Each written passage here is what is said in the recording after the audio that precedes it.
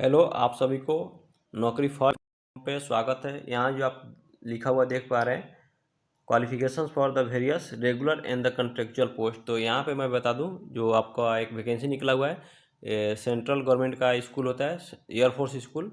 तो वहाँ से एक वैकेंसी निकला हुआ है। तो यहाँ पे जो टीचिंग और नॉन टीचिंग दोनों पोस्ट के लिए वैकेंसी निकला है, क्योंकि टीचिंग और नॉन टीचिंग स्टाफ दोनों होते हैं। तो यहाँ पे देखिए, कुछ जो वैकेंसी आपको रेगुलर मोड पे मिलेगा रेगुलर पोस्ट के लिए। तो रेगुलर पोस्ट के मतलब जो परमानेंट होता है, जो मतलब कि एक बार आप नौकरी यहाँ पे कर लिए, नौकरी मिल गया, आप क्वालिफाई कर कर गए, तो आपको यहाँ पे परमानेंट का 60 साल के जो रिटायरमेंट एज होता है वहाँ तक आप काम कर पाएंगे। उसके बाद यदि कॉन्ट्रेक्चुअल बेसिस पे आपका होता है, जिसको संविदा बोलते हैं, उस बेसिस पे आपका आपका बहाली होता है। तो आप जो है किसी सर्टेन पीरियड के लिए, जैसे 2 साल 4 साल 5 साल के लिए हो सकता है, बट एटलीस्ट 1 एकेडमिक ईयर आपका रहने वाला है। उसके बाद यहाँ देखिएगा बहुत सारा सब्जेक्ट है। इस सब्जेक्ट का मतलब अलग अलग अपना यहाँ पे क्वालिफिकेशन है। इस क्वालिफिकेशन के अनुसार आपको फॉर्म दे करके फॉर्म भरना होगा। तो इसमें जो भी इंपॉर्टेंट डेट है सिलेक्शन का प्रोसेस रहने वाला है। आपका फॉर्म कब से कब भराएगा उसको मैं आपको बताऊंगा इसमें जो भी इंपॉर्टेंट डेट है। तब तक यहाँ पे मैं आपको सबसे पहले जो है डिस्कस कर दे रहा हूँ। यहाँ पे इसका जो सैलरी दिया है, यहाँ पे देखिए फर्स्ट यहाँ जो सैलरी इसलिए मैं ज़्यादा फोकस करता हूँ, क्योंकि किसी भी पोस्ट के लिए आप फॉर्म भरते हैं तो वहाँ उसका मोटिवेशन जो था खुद उसका सैलरी होती है। यदि सैलरी सही नहीं मिलेगा तो आप वहाँ पे काम करना ही नहीं चाहिएगा, यदि सिलेक्शन हो भी जाता है तो यहाँ पे इस प्रकार से यहाँ पे देख पाइएगा। सबसे पहले यहाँ पे 2 प्रकार के, एक रेगुलर पोस्ट के लिए है, ऊपर वाला रेगुलर पोस्ट के लिए, नीचे वाला यहाँ पे कॉन्ट्रेक्चुअल पोस्ट लिखा आता है। रेगुलर पोस्ट का रेगुलर पोस्ट पे जो लोग बहाल होंगे तो उनका 7 CP के अकॉर्डिंग जो भी ऑल इंडिया जो गवर्नमेंट एम्प्लॉय को मिलता है तो उनके अनुसार मिलेगा। यदि आप यदि कॉन्ट्रेक्चुअल पोस्ट पे यानी संविदा पे होते हैं तो आपका कंसोलिडेटेड मतलब जो लिखा है सिर्फ उतना ही मिलेगा, उसके अलावा कुछ नहीं मिलेगा। और जैसे 7 CP के अकॉर्डिंग मतलब जो रेगुलर है तो उनको जिसमें HRA होगा, TA होगा, DA होगा, और भी अलाउंसेस जो प्रोविडेंट फंड मिलता है वो मिलेगा। लेकिन जो कैंडिडेट जो आपका कॉन्ट्रैक्ट जो संविदा पे होते हैं सिर्फ ये और सिर्फ इतना ही आपको पेमेंट मिलने वाला है। तो इसको मैं देख लेता हूँ। जैसे PGT जिसको पोस्ट ग्रेजुएट टीचर बोलते हैं, इसको 47,600 है। उसके बाद TGT के लिए 44,900 है। उसके बाद PRT के लिए 35,400। उसके बाद लैब असिस्टेंट के लिए 25,500 है। उसके बाद LDC के लिए यहाँ पे 19,900 है। उसके बाद हॉस्टल वार्डन के लिए 25,500 है। उसके बाद डॉक्टर के लिए, डॉक्टर का भी एक पोस्ट है तो यहाँ पे 50,500 है। उसके बाद यहाँ पे असिस्टेंट यदि लाइब्रेरियन है तो उनके लिए 35,500 है। उसका ऑक्यूपेशनल थेरेपिस्ट है तो 35,400 है। या फिर उसके बाद NTT जो भी टीचर हैं तो उनके लिए 35,400 रुपया है।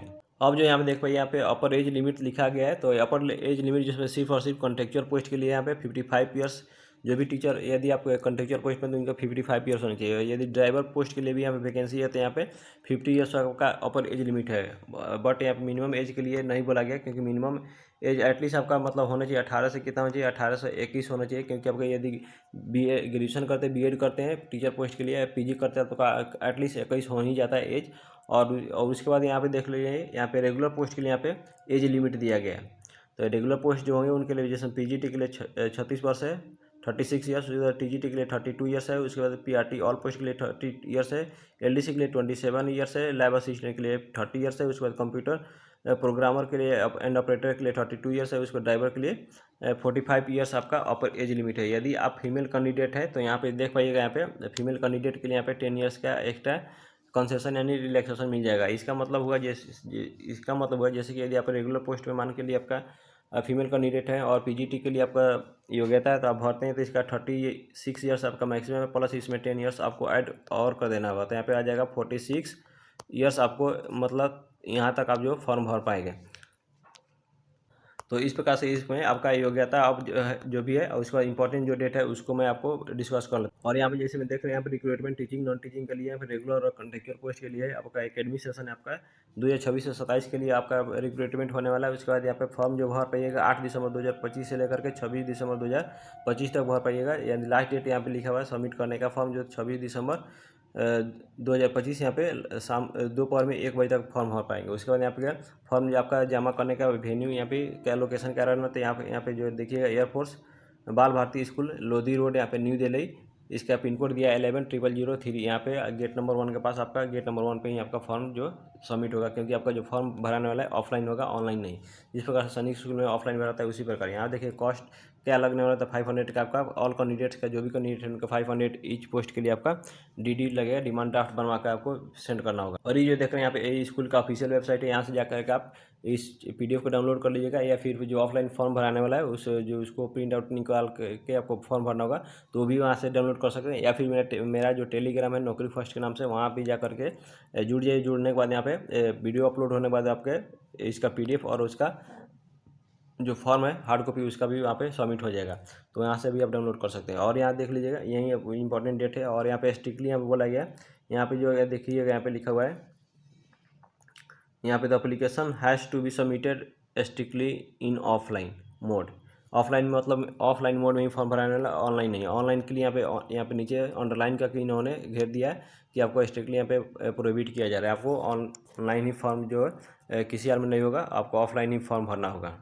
यहाँ पे इन्होंने ऑफलाइन यहाँ पे मोड पे प्रीफर करें, ऑनलाइन को यहाँ पे इन लोग नहीं एक्सेप्ट करेंगे। उसके बाद आपका कौन कौन सा आपका डॉक्यूमेंट्स लगने वाला है, तो जिसमें डेट ऑफ बर्थ के लिए आपके प्रूफ के लिए मैट्रिक का सर्टिफिकेट चाहिए, और उसके बाद आपका ग्रेजुएशन के यहाँ पे मार्कशीट और सर्टिफिकेट चाहिए। उसके बाद यहाँ पे इसके अलावा जो हायर एजुकेशन जो भी है PG MPhil है PhD है, तो आपको उसका मार्कशीट और सर्टिफिकेट लाइए। उसके बाद BEd के यहाँ पे सर्टिफिकेट और मार्कशीट चाहिए। उसके बाद यहाँ पे यदि एक्सपीरियंस है तो उसके लिए भी या फिर सीटेट पेपर 1 या पेपर 2 जो भी पास ही है आपके योग्यता के अनुसार उसको भी आपको देना होगा। उसके बाद यहाँ पे एज लिमिट जो उसका रेफरेंस प्राइस कर क्या रहने वाला था, यहाँ पे 1 जुलाई 2026 का आपका अपर एज पुगना चाहिए। सभी लोग जो फॉर्म भरने के बाद जो लोग एलिजिबल होंगे तो उनका स्क्रीनिंग करने के बाद यहाँ 9 जनवरी 2026 को यहाँ पे स्कूल के वेबसाइट है, वहाँ पे आपका नाम जो लग जाएगा उसके अकॉर्डिंग आपको कॉल लेटर दिया जाएगा रिटन टेस्ट के लिए। रिटन टेस्ट कब होने वाला है, तो 17 जनवरी को मतलब 2026 को सैटरडे दिन पड़ेगा, उस दिन होगा। जो भी प्रोसेस जो काम होगा वो एकदम तेज़ी में होने वाला है। उसके बाद यहाँ पे देखिए एग्जाम जो हो पाएगा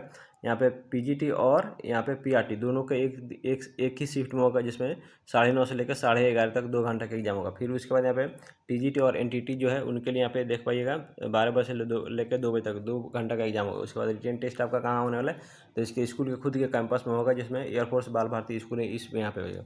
यहाँ पे नोट पे लिखा हुआ है यदि कैंडिडेट एक से अधिक आप फॉर्म भर पाते हैं तो उसका दोनों का अलग अलग सेपरेट आपका फॉर्म सबमिट करना होगा और DD बनवा करके। यहाँ पे जो देख पा रहे हैं application for the recruitment to teaching and non teaching post के लिए यहाँ पे, तो यही आपका जो फॉर्म है ऑफलाइन का जो फॉर्म आपको हार्ड कॉपी निकलवा करके यहाँ पे जो भी जो है यहाँ पे फोटो चिपका करके उसके बाद जो भी पर्सनल या फिर इन्फॉर्मेशन जो भी मांग रहे हैं इसमें बेसिक डिटेल उसको आपको फिल करना होगा। फिल करने के बाद जो है यहाँ पे देखिएगा आपको 500 का इसमें डिमांड ड्राफ्ट जिसको DD बनवाना था वो भी आपको बनवाना होगा, और बनवा करके यहाँ पे सेंड करना होगा बाई पोस्ट। यहाँ पे जैसे 500 का DD लगेगा इस यहाँ पे स्कूल के नाम से, और इसी एड्रेस पे आपको सेंड करना होगा। उसके बाद यहाँ पे देख लीजिएगा यहाँ पे सब जो भी डाटा फिल है उसको मांग रहे हैं उसको फिल कर दिया, डेट और सिग्नेचर करके आपको इन्वेलप में जो भी आपका डॉक्यूमेंट्स लगाइएगा जो आपका एसेंशियल क्वालिफिकेशन है उसको हार्ड कॉपी निकला कर सेल्फ अटेस्टेड करके यहाँ पे इसमें इन्वेलप में सबमिट डाल करके सबमिट करना होगा, भेजना होगा बाई पोस्ट। स्पीड पोस्ट जरूर भेजिएगा। अब जो आप लोग से एक छोटा सा रिक्वेस्ट है, यदि आप चैनल पर नए हैं तो चैनल को जरूर सब्सक्राइब कर दीजिए, लाइक कर दीजिए, और अपने ग्रुप या दोस्तों के पास भी शेयर कर दीजिए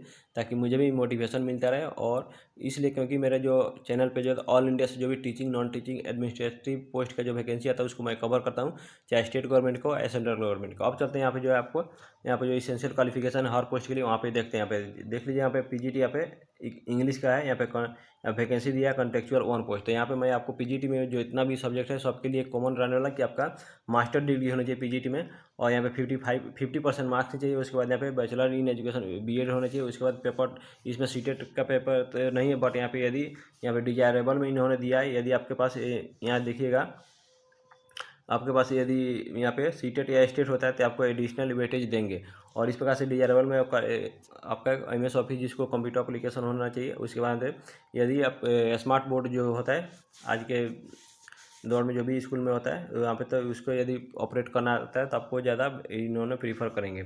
उसके बाद देख लीजिएगा PGT यहाँ पे देखिएगा फिजिक्स के लिए यहाँ पे रेगुलर के लिए एक वैकेंसी और कॉन्ट्रेक्चुअल के लिए एक है, तो सेम रहने वाला आपको मास्टर डिग्री होनी चाहिए फिजिक्स में। उसके बाद आपका BEd होना चाहिए, यदि स्टेट है तो ज़्यादा प्रीफर करेंगे। इस प्रकार देखिए PGT कंप्यूटर साइंस में देखिएगा तो कॉन्ट्रेक्चुअल पोस्ट एक ही वैकेंसी है, यहाँ पे BE BTech होना चाहिए आपका, या फिर कंप्यूटर इंजीनियरिंग है। इस प्रकार से आपका या MCA MCA, फिर MSc या फिर कंप्यूटर साइंस, इस प्रकार से आपका रहने वाला है। तो इसको थोड़ा वीडियो को पॉज करके जरूर देख लीजिएगा, या फिर जो PDF है इसको डाउनलोड करके खुद से पढ़िएगा। यहाँ PGT यहाँ पे ज्योग्राफी के लिए यहाँ पे कॉन्ट्रेक्चुअल पोस्ट ही है, एक ही वैकेंसी है, आपका सेम कंडीशन रहने वाला। फिर यहाँ पे PGT कॉमर्स के लिए यहाँ पे एक वैकेंसी, यहाँ पे देखिए एक ही वैकेंसी कॉन्ट्रेक्चुअल पोस्ट के लिए, और इसका जो क्वालिफिकेशन रहने वाला है इस प्रकार से रहने वाला है, MCOM या फिर MBA, इस तरह से ई वाला सब्जेक्ट में होना चाहिए। तो यहाँ पे देख लीजिएगा।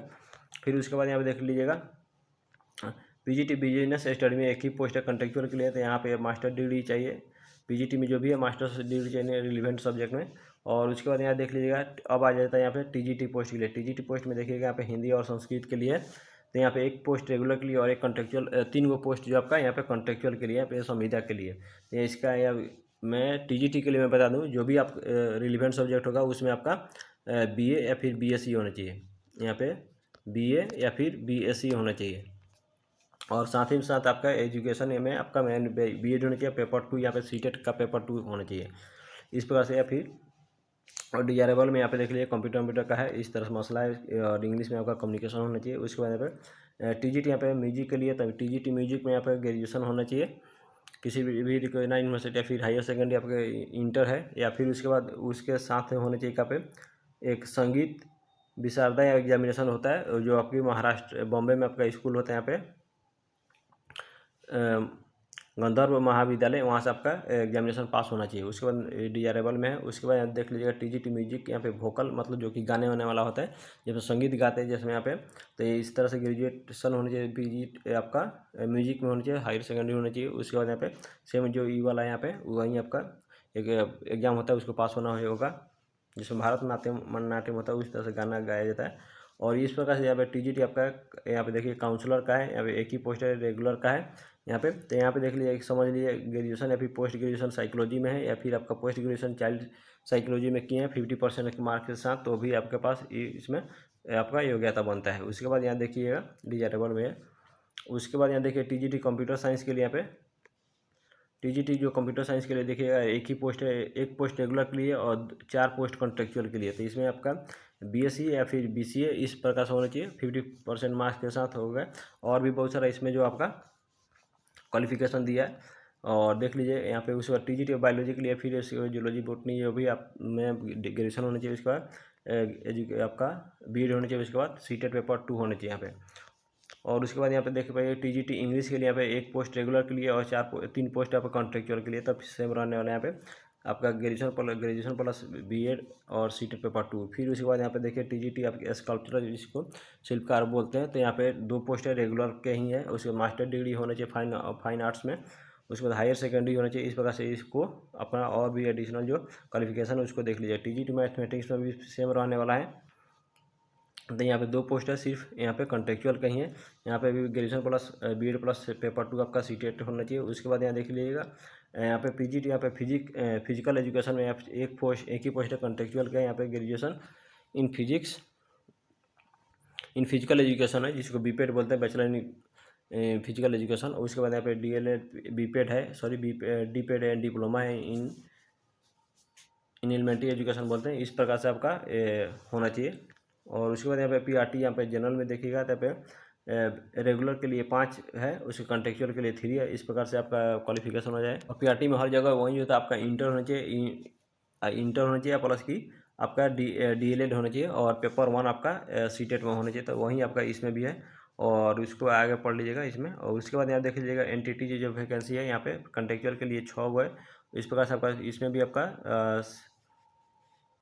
इसमें भी आपका सीनियर सेकेंडरी इंटर होना चाहिए। उसके बाद यहाँ पे NTT जिसको बोलते हैं नर्सरी टीचर ट्रेनिंग होने चाहिए, इस प्रकार से नर्सरी में या फिर मॉन्टेसरी में, तो इस प्रकार से होना चाहिए। उसके बाद PRT म्यूजिक में होना चाहिए, इंस्ट्रूमेंटल जिसमें तबला वाला बजाते हैं, हारमोनियम बजाते हैं फिर, तो उस प्रकार से होना चाहिए। ग्रेजुएशन या म्यूजिक में होना चाहिए। फिर उसके बाद हायर एजुकेशन होना चाहिए, सॉरी हायर सेकेंडरी में। उसके बाद यहाँ पे वहीं जो आपका ऊपर वाला जो था एक आपको एग्जाम पास होना था, उसका होना चाहिए, आपके पास होना चाहिए। उसके बाद यहाँ पे PRT डांस के लिए यहाँ पे वैकेंसी, यहाँ पे एक ही पोस्ट है कॉन्ट्रेक्चुअल के लिए। यहाँ पे ग्रेजुएशन और इक्विवेलेंट डिग्री होना चाहिए क्लासिकल यहाँ पे डांस में, जिसको भरतनाट्यम डांस होता है उसमें होना चाहिए, यदि 2 ईयर्स का एक्सपीरियंस ज़्यादा सही है। उसके बाद PRT के लिए यहाँ पे कंप्यूटर साइंस के लिए वैकेंसी एक ही पोस्ट है यहाँ पे कॉन्ट्रेक्चुअल के लिए, यहाँ देख पाइएगा एक ही पोस्ट है। उसके बाद BSc कंप्यूटर साइंस है, BCA, इस प्रकार से और इस प्रकार से इसका जो डिजायरेबल है उस पर देख लीजिएगा। और उसके बाद PRT यहाँ पे फिजिकल एजुकेशन के लिए यहाँ पे 2 पोस्ट है कॉन्ट्रेक्चुअल के लिए, तो यहाँ पे आपको बीपेड चाहिए, यहाँ पे graduation in bachelor education BPEd होनी चाहिए। उसके बाद जो डिजायरेबल है वैकेंसी जो आपका एलिजिबिलिटी जो सब्जेक्ट है उसको भी देख लीजिएगा। यहाँ पे स्पेशल एजुकेटर के लिए भी है, यहाँ पे 1 पोस्ट रेगुलर है और 4 पोस्ट कॉन्ट्रेक्चुअल है, तो इसका भी इस प्रकार से यहाँ पे रहने वाला है एलिजिबिलिटी आपका। फिर उसके बाद यहाँ पे ऑक्यूपेशनल थेरेपिस्ट है, तो यहाँ पे देख लीजिएगा इनका 2 पोस्ट है कॉन्ट्रेक्चुअल के लिए है। 10+2 यहाँ पे मार्कशीट होनी चाहिए, उसके बायोलॉजी में होना चाहिए।